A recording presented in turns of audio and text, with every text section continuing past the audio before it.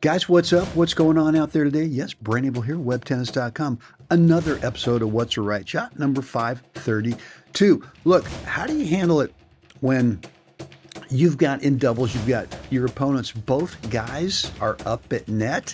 What do you do? Well, lots of times we try to thread the needle down the middle, right? Sometimes we try to lob.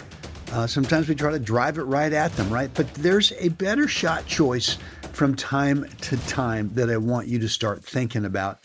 And we're going to get into it in this episode of What's the Right Shot. Before we do, make sure you stick around to the end of the video today because I've got something for you that if you've not yet checked this out, you got to do it. A free video for you, a 9-minute video that talks about the 80-20 reality of mental toughness. Guys, here comes today's episode of What's the Right Shot. All right, guys, let's get into it. Today's episode of What's the Right Shot.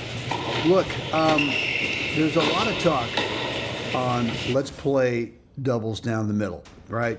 Down the middle solves the riddle. And here's when I don't like down the middle solves the riddle. If you're, for example, here, Frank's got a forehand, right? And it's on the outside part of the court. If Frank had a backhand where he was more towards the middle of the court, then yeah, I think down the middle is a great shot choice. But when you got a ball on the outside like this, you try to go down the middle, you know what happens? First of all, it's got to pass in front of that net player who's in front of you, and you're basically hitting it at an angle back towards the cross-court opponent. So what I like instead is what Frank does here, is he plays it underneath, right? He plays it back cross-court, he gets it in front of me, his partner, and now this ball, this is not an easy shot, right? Brian handles it beautifully. Of course, you know, legendary Brian Cheney, what else is he going to do but everything spectacular. Now, Frank goes back on this, and I think his intention here was to get this thing back cross-court. And it ends up actually in the middle. Fortunately, it gets down, right, a little bit, and Brian plays it back to the open court. And here's the same thing. Frank's now got an outside backhand, right?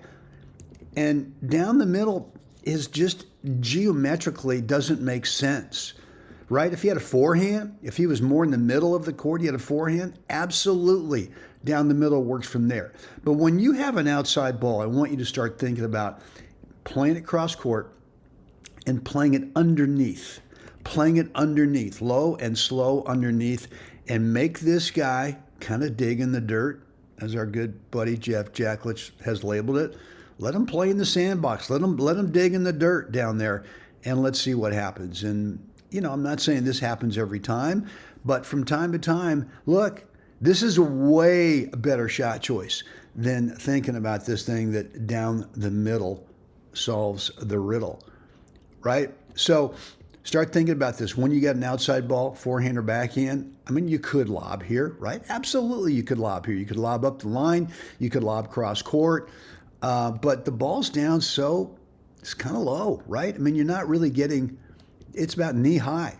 And if you try to top it from here, even if you're going cross court, better be perfect, because if that thing sits up, I'm in trouble. But now what he's done, he's put it down in front of me, and I'm looking for something that's going to get popped up. And there you have it. So, guys, I want to hear from you today. What's on your mind with today's episode of What's the Right Shot?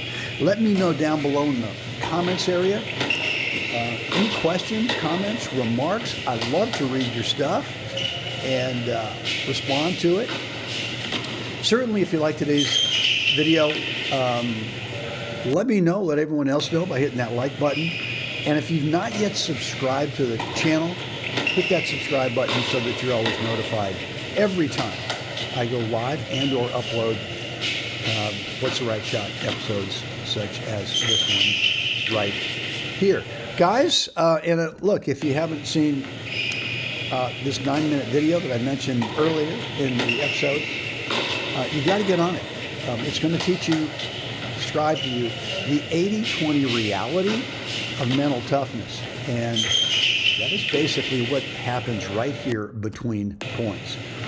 It's a free video. All you got to do is click that link down below in the description area, and you will get immediate access to it. All right, guys. Hope this has been helpful today. It's time. We got to get out there, help someone else have a spectacular day. Guys, see you again next time.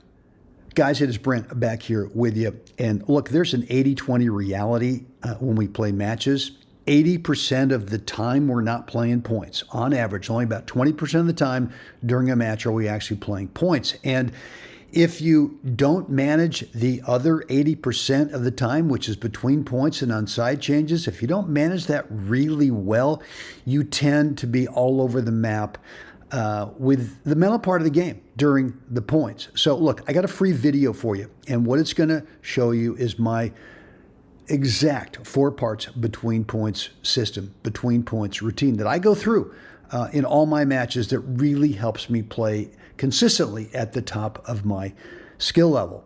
Right down below, I want you to pick up this video if you have not yet done so. There is a link that will take you over to a web page. All you got to do is drop in a first name and email address, and you will get immediate access to that free 9-minute video. Guys, right down below, click that link, and you can get inside of it right away.